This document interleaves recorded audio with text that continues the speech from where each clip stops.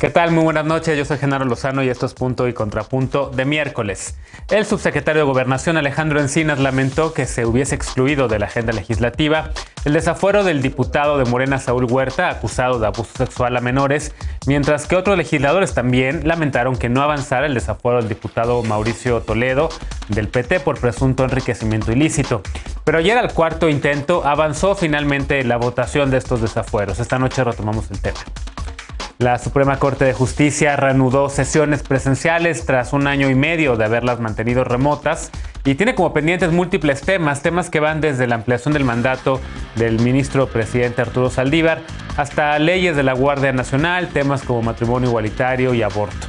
¿Cuáles serán los temas prioritarios para las y los panelistas? La Ciudad de México, al igual que el resto del país, es una de contrastes. Un departamento de más de $3 millones puede estar a pocos metros de una casa de interés social o una casa construida sobre un terreno irregular. La brecha entre el 1% y el 99% es cada vez más amplia. Un reciente informe de Oxfam retrata las desigualdades multidimensionales en la Ciudad de México. Esta noche lo discutimos. Quédate con nosotros que ya empieza Punto y Contrapunto de miércoles.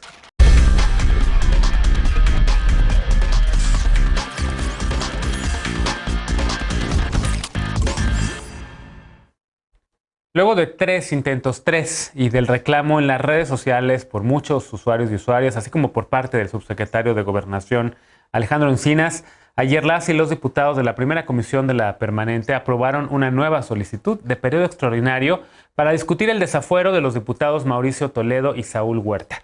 ¿Será la cuarta la vencida? Veamos el contexto.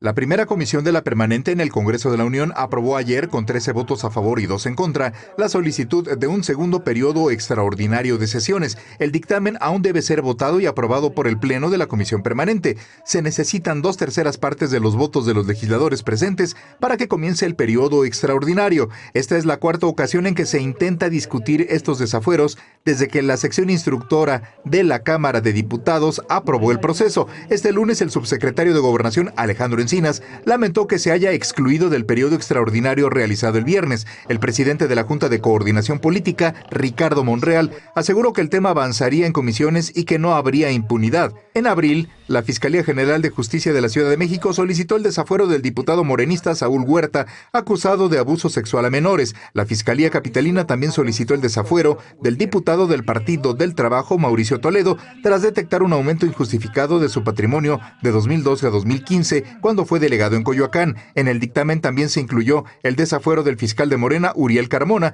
acusado de incumplir con los exámenes de control y confianza al asumir el cargo. Previo a la votación en comisión, el presidente nacional de Morena, Mario Delgado, llamó a los legisladores de su partido a votar por el periodo extraordinario y así proceder con los desafueros. Punto y contrapunto. Primer tema para discutir esta noche de miércoles, como cada lunes y miércoles, Lisa Sánchez, directora general de México Unido contra la Delincuencia. ¿Cómo estás, querida Lisa?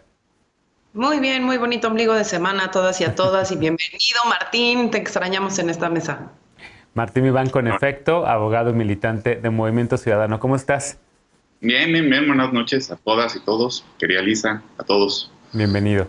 Eder Guevara, fundador de Morena y antropólogo, también como cada lunes y miércoles. ¿Cómo estás, Eder? Querido Genaro, buenas tardes, buenas noches a todas y todos. Bastante expectante con tanta noticia hoy. Ya destituyeron al presidente del Tribunal Electoral. Sí. La huelga de gaseros duró menos de un día. Hay muchas noticias bien interesantes el día de hoy. Sí, pero lamentablemente definimos los temas en la mañana antes de que pasara todo lo que pasó. Evidentemente lo del magistrado Billetes, como se le conoce, lo discutiremos mañana. Lamentablemente hoy ya no se pudo. Dolores Aragón, académica, investigadora, ¿cómo estás? Bienvenida. Hola, ¿qué tal, Genaro? Buenas noches. Lisa, nuestro nuevo compañero que no me ha tocado, creo, estar aquí con él. Martín, que es decano del programa, lo que pasa es que, bueno, pues se fue a aventuras políticas. Pero no me tocaba a mí estar junto con él. Bueno, le enviamos un abrazo y Eder, por supuesto. Bienvenido. Querida. Bienvenida, perdón. A ver, empiezo contigo. Vamos a empezar con Martín. El desafuero, que evidentemente había habido muchas quejas por parte de ciudadanas, ciudadanos indignados por todo lo que se sabía en torno a estos dos diputados, porque le habían dado la vuelta en el Congreso, porque no se había votado el desafuero. Parece que ahora sí que convocan a este extraordinario. Como decíamos, la pregunta del inicio, la cuarta será la vencida, porque es tan difícil quitarle el fuero a un diputado o una diputada cuando hay todas las pruebas de que pues cometieron algún hecho ilícito reprobable en el caso, muy reprobable en el caso de Saúl Huerta, el acusado de abuso de menores, también muy reprobable en el otro caso de enriquecimiento ilícito. ¿Pero por qué? ¿Y qué pasa con el tema de quitar el fuero? Yo recuerdo que había sido una promesa de Morena.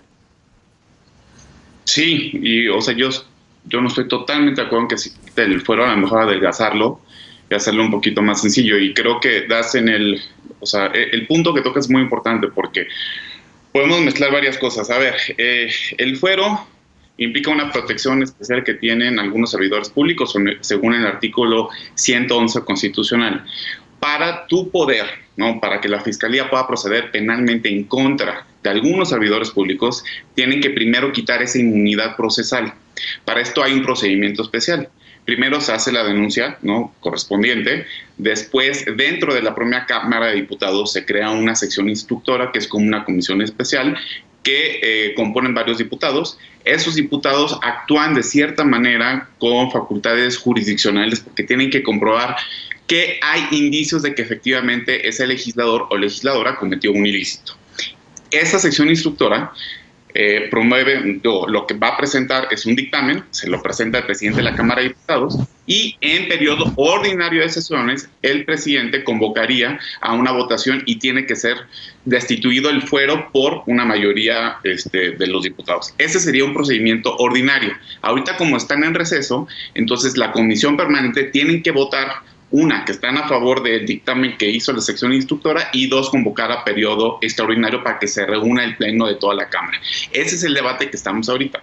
La pregunta es, ¿por qué si sabemos desde el 20 de abril, ¿no?, que se le está imputando estos delitos que son muy graves, sobre todo a Saúl Huerta, que le recomiendo un texto, Animal Político, donde viene ahí toda la relatoría de lo que ha hecho a través de los años, y también a Mauricio Toledo y al fiscal de Guanajuato? Bueno, todo esto, ¿por qué se ha pospuesto tanto? Pues la única respuesta es, no quieren Morena y sus aliados, porque tienen mayoría para hacerlo. De hecho, hay una declaración que hizo el coordinador de los diputados de Morena, Ignacio Mier, el 21 de abril, un día después de que se le acusara gravemente a Saúl Huerta, diciendo, como es cuestión de la vida privada, yo no me voy a meter ahí. No lo hizo en su carácter de diputado. El abuso sexual, pues no, precisamente la declaración de procedencia se hace para que puedas perseguir penalmente a un diputado, ¿no?, quitándole esa inmunidad. Entonces, pues ¿por qué se ha pospuesto tantas veces? Porque Morena y sus aliados no quieren que se vaya en contra de ellos, punto. Bien. ¿Coincides con esta lectura, Eder? Morena y sus aliados no quieren que se vayan contra estos diputados, los están protegiendo. ¿Hay un pacto de impunidad? No, bueno, hay un tema que se tiene que analizar con mucho cuidado. Tú hacías una pregunta muy interesante.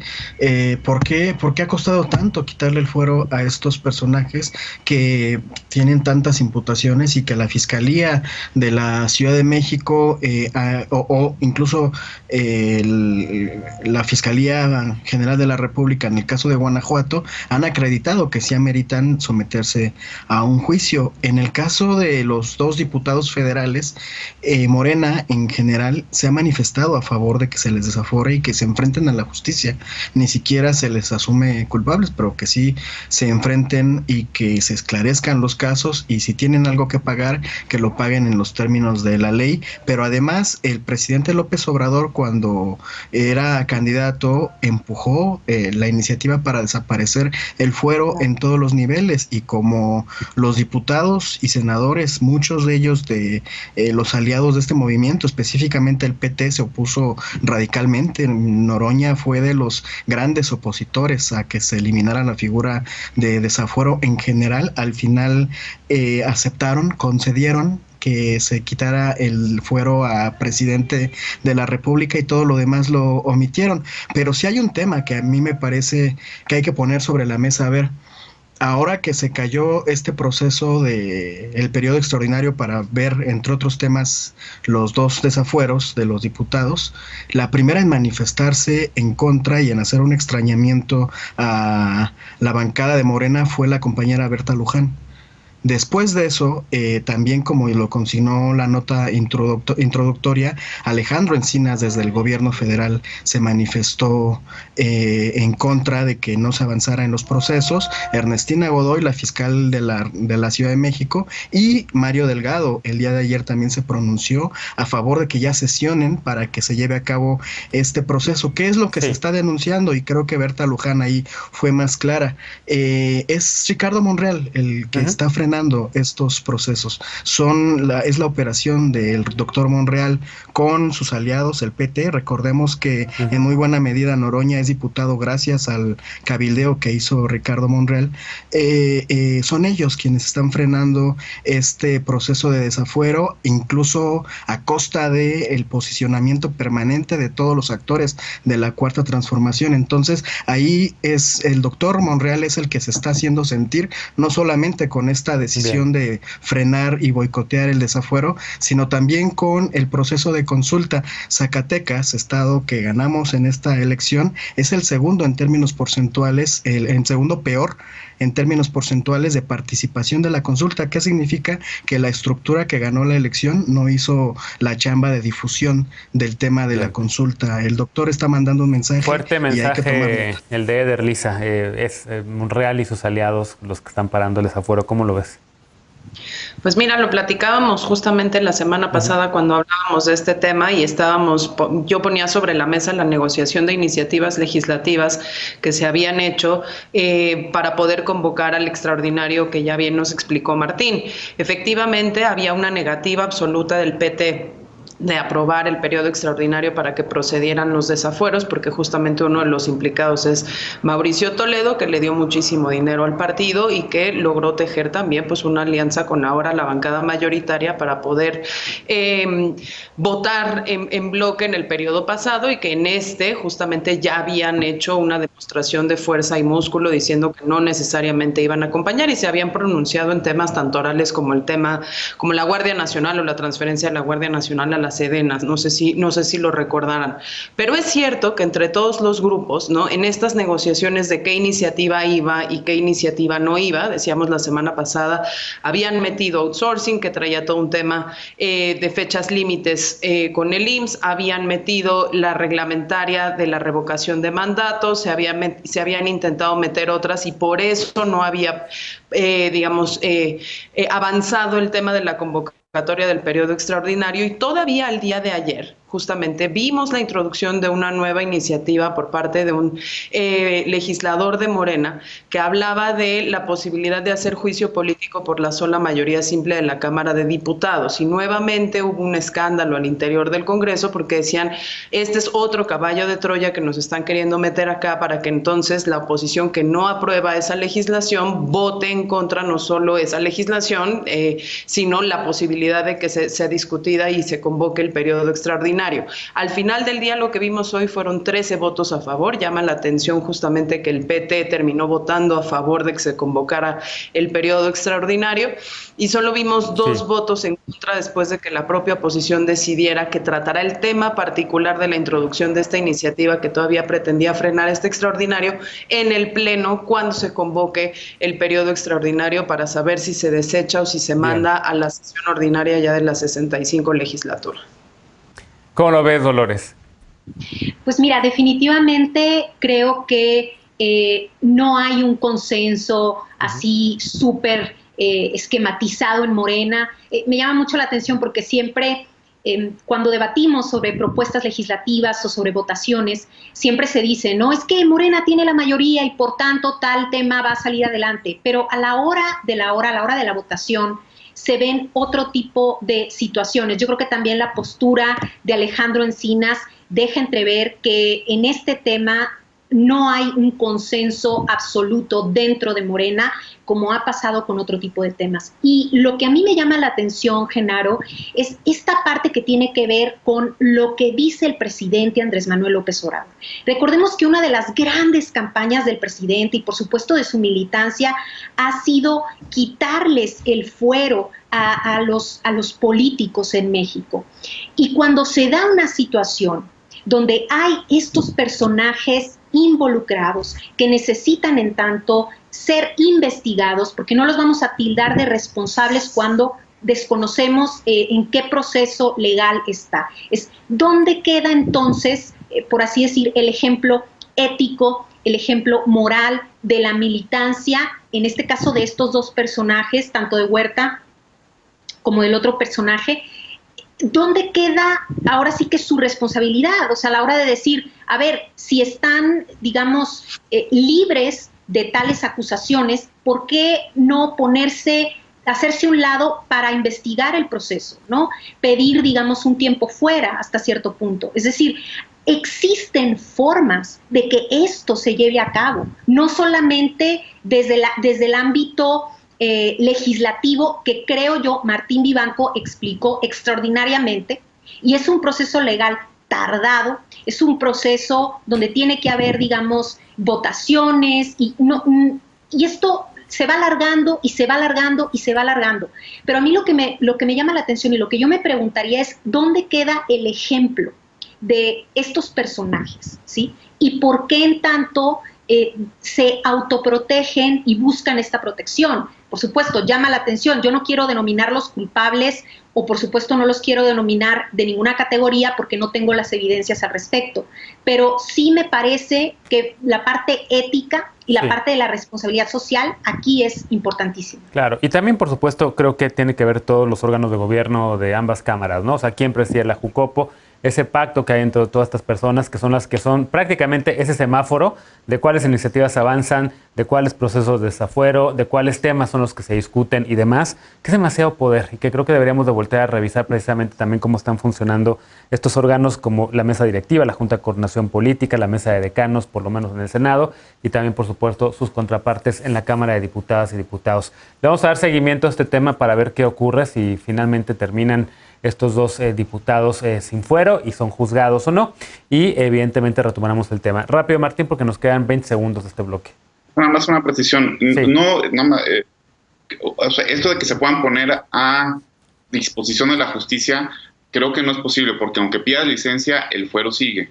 Y dos, no hay que satanizar el fuero porque tiene su razón de ser histórica, era proteger la libertad de expresión de quienes son parlamentarios en contra de persecuciones políticas, que en este gobierno todavía no se dan tanto. Se dan casos, perdón que te interrumpa, también se dan casos públicos importantes donde podemos, sí, hacer algo para que políticamente se resuelva. Yo creo que siempre hay soluciones. No podemos estar nada más atenidos a las votaciones del Congreso. Sí, pero no puedes apelar a la ética de un presunto abusador sexual y de un tipo como Toledo, que es un mafioso. O sea, no ellos no saben de ética. Sí. Sí, no, y el tema del fuero evidentemente ha sido ampliamente discutido. Lo discutimos en estas mesas cuando estabas a ese debate, por supuesto. Sí tiene sus razones de ser, proteger la libertad de expresión de estos diputados y diputadas, sobre todo en regímenes hiperpresidencialistas, cuando no hay balance de poder, digamos, cuando no hay un balance entre las fuerzas políticas, pero evidentemente también se convierte luego en un instrumento de impunidad y eso es lo que tenemos que tratar de evitar. Hacemos una pausa y al regresar, la Suprema Corte arrancó un nuevo periodo de sesiones y en el tintero tiene muchos temas pendientes y temas cruciales relacionados con el derecho al aborto, al matrimonio igualitario, a la militarización en nuestro país, así como lo que se ha llamado el regalazo a la Suprema Corte con la extensión o posible extensión del mandato de la presidencia del ministro Arturo Saldívar. Con este tema regresamos a Punto y Contrapunto, no te vayas.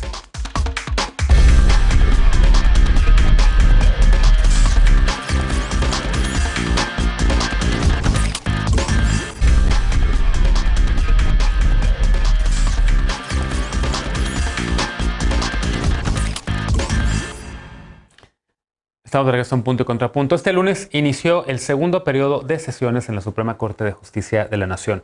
En la apertura, el ministro presidente Arturo Saldívar dijo que este mes se resolverá la controversia sobre la ampliación de su mandato, según dijo, para dar certeza a la ciudadanía y al propio Poder Judicial. Saldívar dijo también que esta propuesta ha empañado la trascendencia de la reforma judicial y pues en serio lo dice con razón. La Ley Orgánica del Poder Judicial publicada en junio pasado incluyó de último momento un artículo transitorio para que la gestión del ministro presidente, es decir, la de Arturo Saldívar, se extienda hasta el 2024.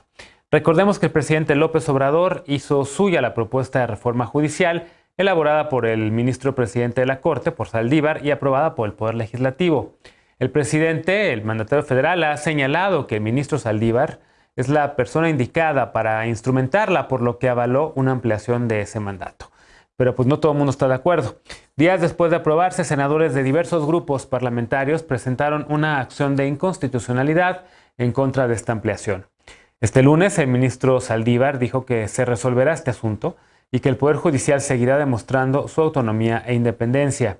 Añadió que esta independencia judicial es un valor del que todos buscan apropiarse y que frente a los tiempos de polarización política y social que se viven, las personas juzgadoras quedan atrapadas. Eso lo escribió en su columna de Milenio. En la agenda de la Suprema Corte también hay asuntos relacionados con el aborto, con el matrimonio igualitario, con la objeción de conciencia, con la ley de migración, con la ley de la Guardia Nacional y una ley nacional sobre el uso de la fuerza. A ver, Martín, abogado y también experto en temas de la Corte, ¿cómo ves este regreso de la Suprema Corte ya a sesiones presenciales? ¿Y cómo ves también este tema, digamos, de pues los pendientes que tiene el ministro Saldívar y los demás ministros y ministras de la Corte, y el tema del regalazo, como le han dicho en los medios, a la ampliación del mandato?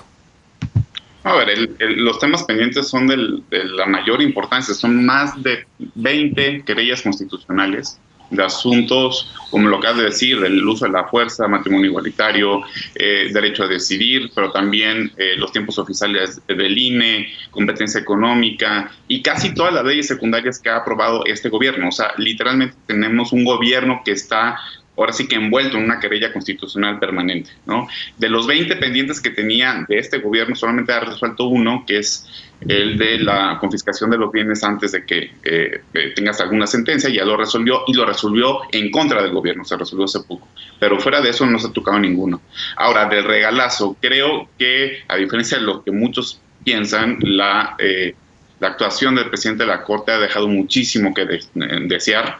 Él bien podría haber dicho: iba a respetar lo que diga la Constitución, y la Constitución dice muy claramente que el mandato del presidente de la Corte dura 4 años. Esto de la extensión del mandato es una aberración constitucional. Solamente hay que leerlo y hacer un ejercicio de contraste. No cabe interpretación, no es vago, además de que es una ley privativa, porque tiene nombre y apellido. Y hemos visto a un ministro que es hiperactivo políticamente, y en esto guardó un mutismo que nadie se explicaba, ¿no? Entonces, no le costaba nada decir: una, yo voy a respetar lo que diga la Constitución; dos, independientemente de lo que pase, pues yo me voy a ir en el momento que me vaya a ir de la presidencia de la Corte.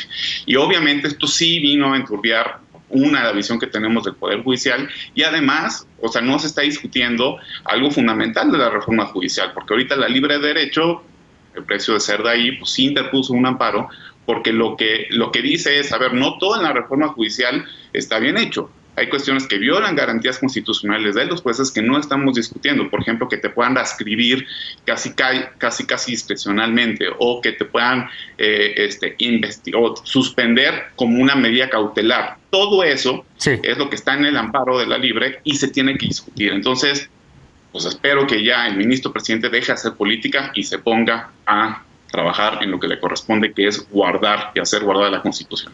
Bien. Lisa, pendientes para la Suprema Corte. Yo sé que desde tu propio interés, desde los colectivos de Seguridad Sin Guerra, desde México Unido contra la Delincuencia, está todo el tema también de la Guardia Nacional. Totalmente, y de hecho justo mientras la Corte estaba en receso, hicimos un foro a principios de julio en donde tratamos los temas de militarización de la seguridad pendientes que estaban en la Corte, y una de las primeras cosas que hay que decir es que el primer mensaje que resaltamos es que nunca la Corte en ninguna de sus épocas, en ningún periodo presidencial, se había tardado tanto en definir al menos 10 aspectos que llevan meses y años esperando sesión de sala o de pleno para ser resueltos, mientras se siguen pasando cambios legislativos que podrían incluso dejar varias de estas acciones de inconstitucionalidad, controversias constitucionales y amparos sin efecto por los cambios justamente en la letra legal. ¿A qué me refiero? Le queda a la Corte definir cuestiones de fuero militar desde hace 5 años, le queda a la Corte definir las impugnaciones que hizo la CNDH sobre la ley secundaria de Guardia Nacional, sobre ley de uso de la fuerza, sobre ley de registro de detenciones,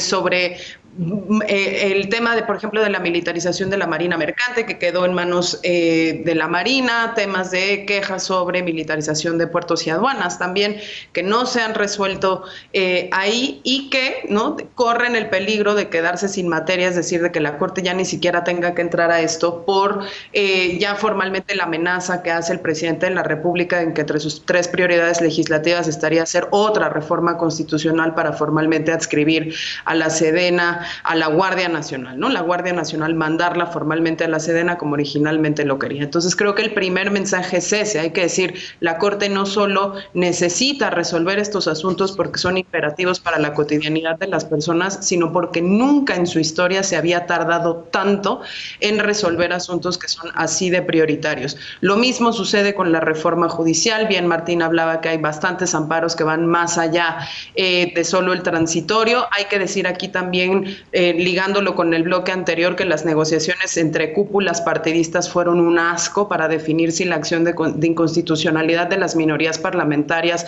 procedía justamente con el análisis de estos artículos de los que hablaba Martín, no solo en temas de adscripción y sanciones, sino también en el tema de la evaluación y la certificación de los propios jueces, razón por la cual la Escuela Libre de Derecho tenía interés y pudo promover ese amparo, y que vimos al ministro Saldívar publicar esa reforma que estaba en su propio interés tener publicada, retrasando las impugnaciones 2 días después de la elección. Entonces hay que ponerle mucho ojo a lo que vaya a discutir la Corte de este periodo y tener mucha presión para que se resuelvan los asuntos y tengamos certeza jurídica todas y todos. Dolores, ¿qué temas pendientes ves? Está también aborto, hay temas de matrimonio igualitario, hay temas de derechos, digamos, sexuales y derechos reproductivos que también tienen el interés sobre todo de grupos feministas y también de los grupos antiderechos con la Corte. ¿Cómo lo ves?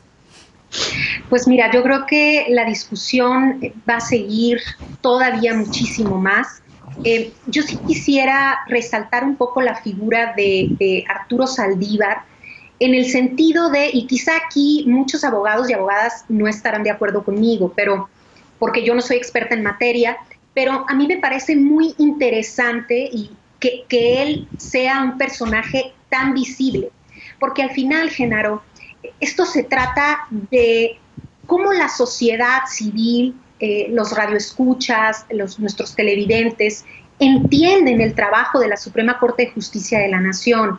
¿Qué hace por nosotros? ¿Por qué es importante conocer lo que cae o lo que recae ahí en cada una de las áreas y de los sectores? Creo que Arturo Saldívar como personaje sí ha sabido difundir en un sentido, digamos, positivo hasta cierto punto, digamos, como ciertos temas, ¿no? Siendo él a lo mejor un poco demasiado, no un poco, sino demasiado visible y quizá también demasiado cercano a López Obrador.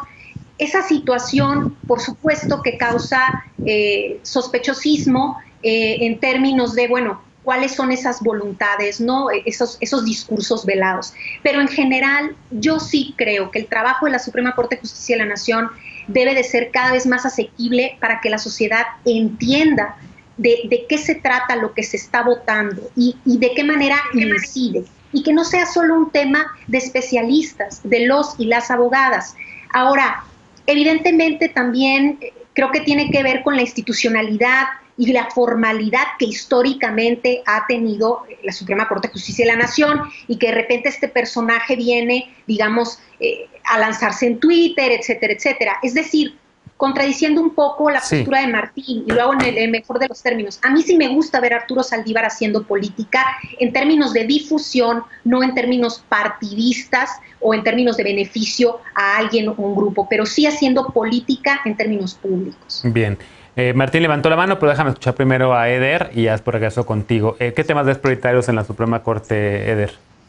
Todos estamos ahorita entre lo urgente, lo prioritario y algunos asuntos que complican el debate, que lo nublan, ¿no? Yo creo que esto de que llaman el regalazo, más bien es la rifa del tigre, porque si respondía una cosa, Saldívar iba a acabar cuestionado por un sector si mantiene un silencio prudente, también está terminando cuestionado por otro sector. A él lo pusieron en una situación muy complicada con esta iniciativa, y que además es muy difícil que suceda. Entonces, no sé, me parece que se pudo haber evitado. Sin embargo, bueno, pues ahí está el debate. Será la propia Suprema Corte de Justicia la que defina, y él lo que ha dicho en todo momento es que va a aceptar el dictamen al final, y siempre defendiendo la Constitución, que me parece muy importante y muy urgente y prioritario, la reforma profunda del Poder Judicial.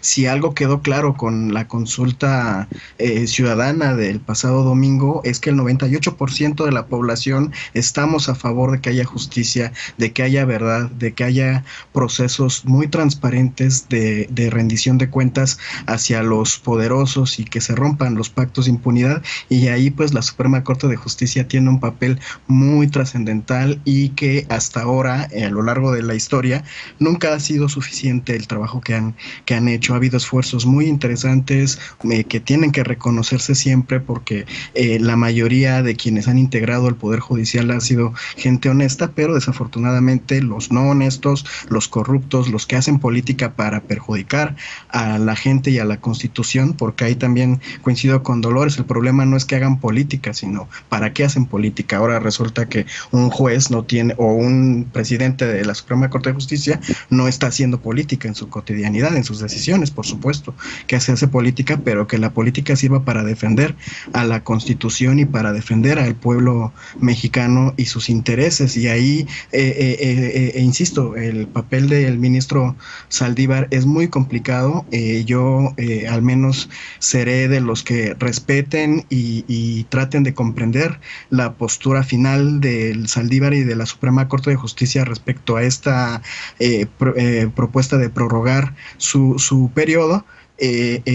Pero hay que fortalecer el proceso de reforma profunda. Eso es lo prioritario, eso es lo fundamental, y con él en la presidencia o sin él hay que entrarle y fortalecer ese proceso. Bien, manos levantadas tanto de Martín como de Lisa. Primero Martín y después Lisa, por favor.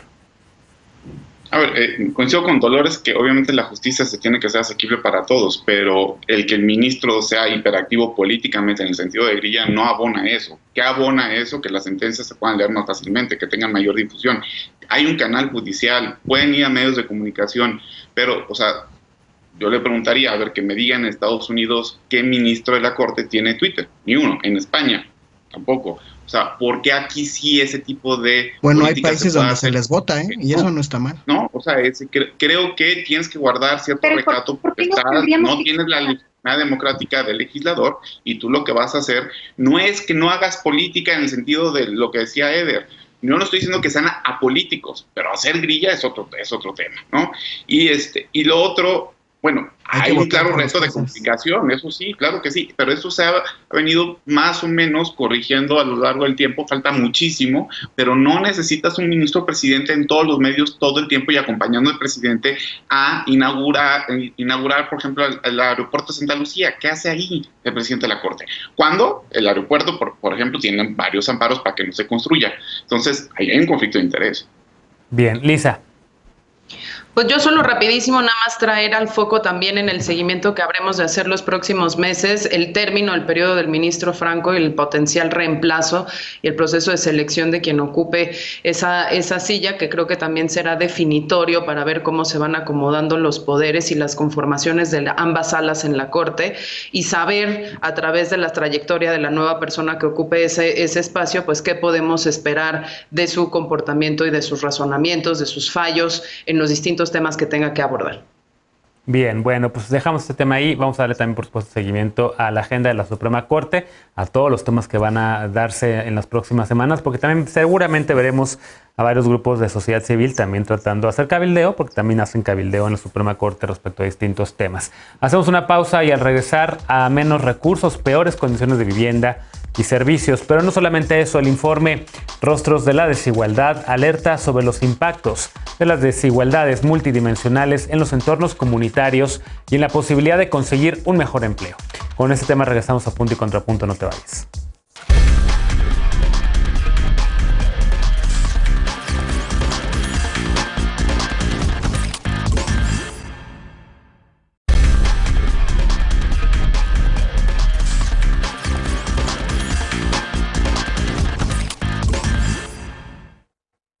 La Ciudad de México, como todas las grandes megalópolis, es cuna de oportunidades, pero las acaparan los hombres blancos, mientras que las personas que viven en hogares de bajos ingresos enfrentan no solamente las peores condiciones, sino estigmas y discriminación que impiden que alcancen una mejor situación laboral.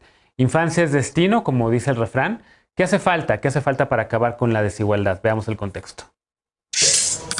La desigualdad en la distribución de ingresos se mezcla con experiencias de estigma y discriminación y tiene un impacto importante tanto en la seguridad financiera como en el acceso a oportunidades laborales en la Ciudad de México. El informe Rostros de la Desigualdad señala que en la capital del país los hombres de piel blanca tienden a acaparar las limitadas oportunidades económicas y sociales de crecimiento, mientras que las mujeres y las personas de origen indígena sufren mayor discriminación en el trabajo y acoso o agresión sexual en la calle. El estudio concluye que las desigualdades multidimensionales se reflejan en el acceso a servicios de salud, educación y vivienda, pero también en cómo se relacionan las personas y cómo se sienten consigo mismas. Apunta que el origen social y el lugar de residencia influyen en la vida laboral. Quienes viven en comunidades de ingresos bajos suelen tener ingresos informales e irregulares asociados con su entorno. Las personas con ingresos más altos también dependen del apoyo de su familia y amigos, pero les proveen mejores oportunidades. Esto genera que los hogares con menores ingresos enfrenten peores condiciones de vivienda, educación, salud y trabajo. El texto reconoce que las autoridades tratan de atender la desigualdad a través de transferencias económicas y programas para reducir la violencia y la discriminación, pero pone en duda que sea suficiente para crear una diferencia real. Señala que se requieren políticas que ayuden a reducir las brechas de ingreso, como alzas al salario mínimo, defensa de derechos laborales, mayores tasas de impuestos para los hogares de mayores ingresos y riqueza, y mayor gasto en servicios e inversión pública. Punto y contrapunto.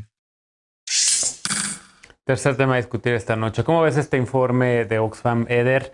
Yo veía algunas, lo hacen en colaboración, por cierto, con Animal Político y con el programa de periodismo del CIDE. Me parece que hay bastantes cosas a destacar ahí. Cosas que también a mí me parecían un poco también fuera de tono, como que la gente de clase alta pues tiene la opción de hacerse vegana. Me parece que es una discusión aparte. Es mucho más barato comer verduras que comer carne, por cierto, pero bueno, ya se los hice saber también por allá en Oxfam. ¿Cómo ves todo lo que pasa con este reporte? Está interesante, me parece que hay muchos lugares comunes, me parece que sí hay que analizar con mucho cuidado este proceso de empobrecimiento de los sectores populares urbanos, de las poblaciones más pobres, pero hay que compararlo primero con el resto del mundo en la condición de pandemia. Y fíjense, el nivel de desigualdad en la pandemia ha sido tan profundo que por primera vez en la historia de la humanidad tenemos a 2 trillonarios. O sea, personas que poseen $1 trillón. ¿Para qué quieren tanto dinero? Es bien irracional eso, pero bueno, es otra discusión. Para viajar a la luna, Eder.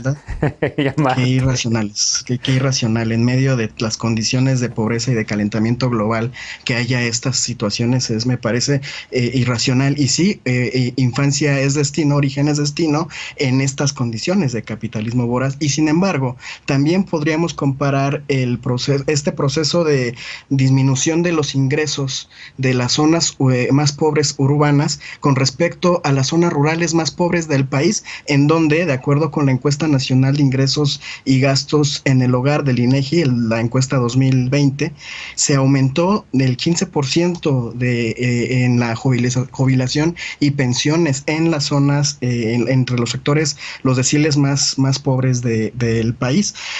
Algo que me llamó muchísimo la atención es que del 2018 al 20, las personas, los hombres indígenas, tuvieron un aumento de más o menos 500 pesos en su ingreso cotidiano, y las mujeres indígenas tuvieron un ingreso de 1,400 pesos. Esto se traduce en un aumento del 22.5% del ingreso a estos sectores poblacionales, personas pobres de zonas rurales.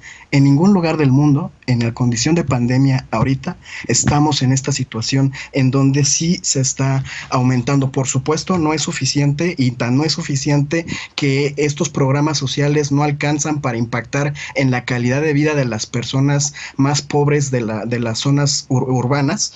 Eso todavía se tiene que profundizar. Creo que también los gobiernos estatales, sobre todo la Ciudad de México y del Estado de México, en donde me gustaría mucho que también hubiera un análisis similar, tendrían que establecer políticas públicas para impactar de manera más específica hacia estos sectores. Pero hay que compararlo con lo que está pasando en las zonas rurales del país. De acuerdo. ¿Cómo lo ves, Lisa? Y ante esto, pues también preguntarnos ¿qué puede hacer la 4T? Porque una de las promesas era precisamente cerrar la brecha de la desigualdad. La pandemia de COVID, ya lo hemos platicado en varias ocasiones, pues ha agravado todo, ha dificultado y ha hecho un reto mayúsculo. Pero este informe de Oxfam, pues es la verdad, pues desnuda, digamos, la lacerante desigualdad que se vive en la Ciudad de México y que se replica en todo el país. Por supuesto, pues yo tenía 3 puntitos a hacer. El primero de ellos tiene que ver con agradecer que exista la información, no solo la información en el informe de Oxfam, sino justamente en las encuestas que citaba Eder, ¿no? La ENIG, pero también la ENOE, que levanta de manera sistemática el INEGI, y toda la discusión que tuvimos, ¿se acuerdan? Hace un par de años sobre si Coneval medía bien o no la pobreza y si estaba bien que se ampliara la definición de pobreza a este tema multidimensional en donde se tomaba en cuenta también el acceso a servicios públicos y no era una simple medición por nivel de ingreso, cosa que en su momento estuvimos, por supuesto, de acuerdo en esta mesa y que el informe refleja, ¿no? No es solo una cuestión de ingreso, de tipo de trabajo, de barreras y discriminaciones para acceder a un mercado laboral justo y bien remunerado con seguridad social, sino también es acceso a drenaje, acceso a transporte público, acceso a iluminación, acceso a escuelas bien amuebladas, con agua potable, servicios de salud suficientes, especializados que en las periferias, y justamente también lo discutíamos en esta mesa con respecto a la importancia, por ejemplo, del cablebús o de la línea 12 del metro, que puede conectar estas periferias más abandonadas de la ciudad con los centros para que pueda haber mayor acceso a los centros laborales, es fundamental. Lo segundo que quería decir es que a partir de esa información, pues lo que sí vimos es que ciertas políticas públicas van a necesitar ajustes, ¿no? Y hay toda una discusión en redes sociales muy interesante sobre la focalización de los programas sociales y si ha tenido un impacto que ha favorecido más, digamos, a las personas receptoras que están en los deciles más altos del ingreso, y si ha perjudicado en esas transferencias por la ausencia de focalización a los deciles más bajos, cosa que creo que es una cosa técnica, pero también es algo que debería tomarse muy en serio el gobierno federal. Y mi último puntito era, hagamos un análisis de todo esto con una perspectiva de género, porque si bien es cierto que en algunos casos muy focalizados pudo haber algún avance, sin duda alguna esos avances son magrísimos con respecto a todo lo que se necesita, y hemos discutido aquí también hasta la saciedad el impacto tan desfavorecedor y tan pues desigual que ha tenido justamente la pandemia y el empobrecimiento laboral de las personas, en las mujeres y en las infancias que se quedaron por motivo de la pandemia. Intersect ha hecho una labor ahí también fundamental para poder ver todo esto junto con GIRE y otras organizaciones. Dolores, ¿qué ves, qué destacas de este informe de Oxfam como Animal Político y el programa de periodismo del CIDE? Bueno, yo creo que es un análisis extraordinario y la verdad creo que, bueno, me concentré un poco en la parte cualitativa, es decir, lo que sienten, lo que piensan los y las mexicanas de la Ciudad de México, y me pareció muy fuerte encontrar recurrencias discursivas, sobre todo en el autoempleo y estas como microempresas en la informalidad. Esta parte creo yo que es, este autoempleo ha generado, por supuesto, condiciones estructurales muy desiguales a lo largo de la historia de México, y no solo en la Ciudad de México, yo podría decir que de toda la República Mexicana, lo que nos remite, Genaro, también a la falta de acceso a la salud pública, digamos, como un sistema mucho más asequible, por así decir, o con ciertas mejoras en términos de qué enfermedades va a cubrir y qué otras no, porque de pronto se habla mucho del tema de salud, con que haya acceso para todos y para todas, sí, pero en qué padecimientos o en qué enfermedades, ¿no? Y cuáles quedan completamente excluidas. También está la parte educativa, cómo existe o recurre la confianza hasta cierto punto en determinado porcentaje hacia las universidades particulares. Creo que también nos sigue haciendo falta en todo México, incluyo la Ciudad de México, una mayor oferta de escuelas públicas, sobre todo en términos de universidades o en escuelas técnicas. Creo que la parte de la educación sigue siendo un ancla importantísima, ¿no? En rasgos generales, yo creo que eso vería bien en los testimonios de las personas, que me parecen además necesarios de leer para precisamente perfilar o mejorar las políticas públicas del bienestar que el gobierno de Andrés Manuel López Obrador está emprendiendo ahora mismo. Definitivamente creo que México, con el gobierno de Morena o sin el gobierno de Morena, va a seguir necesitando esos apoyos a las familias, a los niños y a las niñas, a los estudiantes. Creo que es una parte importantísima, pero sí es necesario revisar este tipo de estudios cuantitativos y cualitativos para ver entonces de qué manera van a poder hacer ajustes o mejoras para que haya mayor, digamos, capacidad. Bien. Finalmente, Martín, ¿qué destacas también tú de este informe? Pues lo que decía Lisa y Dolores, yo creo que, o sea, hay que abundar en eso. O sea, tenemos que ver este estudio conjuntamente con la ENIC que se acaba de publicar, y creo que el estudio de Coneval o los resultados de Coneval se van a dar a conocerse pronto, porque pues es la gran pregunta de nuestro tiempo: cómo combatir la pobreza y cómo abatir la desigualdad. Son dos cosas distintas, pero obviamente van ligadas. De las conclusiones tanto del estudio de Oxfam como de la ENIC se sacan 4 puntos que creo que lo que debe hacer es precisamente lo que decía Dolores: reorientar al gobierno de la 4T pues en las políticas públicas, ¿no? En cómo están desarrollando los programas sociales y la política económica, que también van de la mano. En primer lugar, lo que decía Lisa, hay una discusión muy interesante de la focalización de los programas sociales que parece que están beneficiando más a los deciles más altos y no a los más bajos. La segunda, el presupuesto destinado a los programas sociales ha disminuido año con año y no se compara con el que teníamos en el sexenio anterior. La tercera, ¿no? Bajó solamente el 32% de las familias más pobres, hogares más pobres, están recibiendo un programa social, mientras el discurso oficial dice que es el 95%. Y el cuarto, también es alarmante: de 2018 a 2021 aumenta en 40% el gasto en salud privado. Si vemos este tipo de cosas, pues obviamente hay ajustes que debemos hacer urgentes en la política social, insisto, en la política económica también, porque ahí obviamente echamos la mano también de lo fiscal. Pero son preguntas bien complicadas que necesitamos replantearnos todos como sociedad, no solamente el gobierno en turno, sino también las oposiciones y los congresos locales y los gobiernos locales. Bien, bueno, tenemos que hacer una pausa. A ver, rapidísimo, Eder, 20 segundos porque nos rápido. Vamos. Es falso eso de que el decil de los que más ingresos tienen estén aumentando en sus riquezas. En zonas rurales, el decil más alto, que incrementó en 16.6%, fue el más pobre de la zona rural, y el 3.7% aumento de riqueza del decil más alto. Y en las zonas urbanas, ahí es donde sí hay una reducción de los ingresos. La reducción fue de 8% para los deciles más bajos y de 10.9% para el decil más alto de la población. Es falso que la 4T esté beneficiando prioritariamente a los más ricos de este país. Bien, nuestro hado padrino nos dio 30 segundos paliza. No, pero nadie está diciendo eso, Eder. Se está diciendo que los programas sociales están llegando más a las personas que están en los deciles más altos porque tienen más acceso para solicitarlos y recibirlo que aquellos que están en los deciles más bajos. No estamos hablando de aumento de riqueza, estamos hablando de acceso a las transferencias directas por la vía de los programas sociales del gobierno. Ahí está, por una ausencia de focalización. Eso es todo. Entonces no está concretos del 2018 al 2020, ahí está el resultado de cómo ha incrementado su calidad de vida de las personas más pobres gracias a los programas sociales. Ya les dije, el 15%, aumentó el 15% las jubilaciones y pensiones, las transferencias a este sector.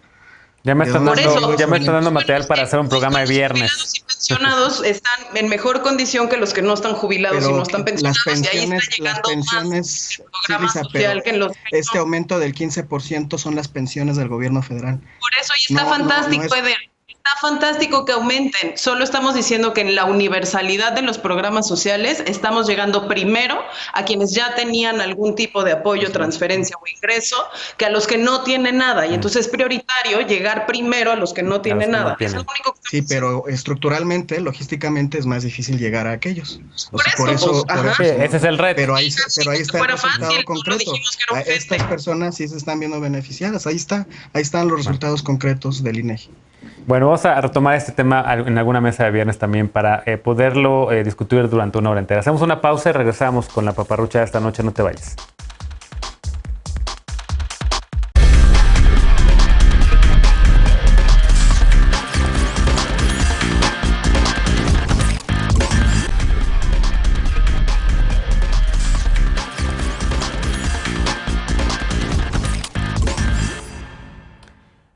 Vamos ahora con la paparrucha de esta noche. ¿Qué tienen en común Margarita Zavala, Ricardo Monreal y Olga Sánchez Cordero? Todas y todos han sido víctimas de phishing. Este lunes, la titular de la Secretaría de Gobernación, Olga Sánchez Cordero, dijo que un número de WhatsApp envía mensajes a su nombre con diferentes fines, por ejemplo, pedir dinero. Sánchez Cordero no es la única víctima de este tipo de engaño. Varios políticos y funcionarios han denunciado que su identidad fue suplantada. Recientemente, autoridades de la Ciudad de México alertaron sobre este robo de identidad mediante WhatsApp. Esta práctica, conocida como phishing, consiste en robar datos personales para obtener dinero o cometer otros delitos. Aunque existen diferentes modalidades de este tema, una de las más comunes es que las personas reciben un link, un vínculo por WhatsApp, y al abrirlo, sus datos personales quedan expuestos y pueden ser robados. Así que ten mucho cuidado, mucho ojo con los fraudes por internet. Si recibes un mensaje de la Secretaría de Gobernación de Olga Sánchez Cordero pidiéndote una lanita prestada, recuerda que se trata de un fraude, no caigas. Revisa siempre los enlaces que abres en tus dispositivos y no des tus datos personales en páginas no oficiales. Sigue cuidándote además de la COVID-19, seguimos en pandemia, tercera ola. Lávate las manos bien y con frecuencia, mantén la sana distancia, ventila los espacios cerrados y utiliza un cubrebocas si vas a estar rodeado de gente y un espacio cerrado y no ventilado. Y también cuando estés en la calle. Síguete cuidando. Gracias por habernos acompañado esta noche. Gracias, Martín. Qué gusto verte. Gracias, Lisa. Gracias, Dolores. Bienvenida de nuevo. Y gracias, Eder. Nos vemos por aquí mañana en punto a las 11 para un nuevo Punto y Contrapunto. Descansa. Muy buenas noches.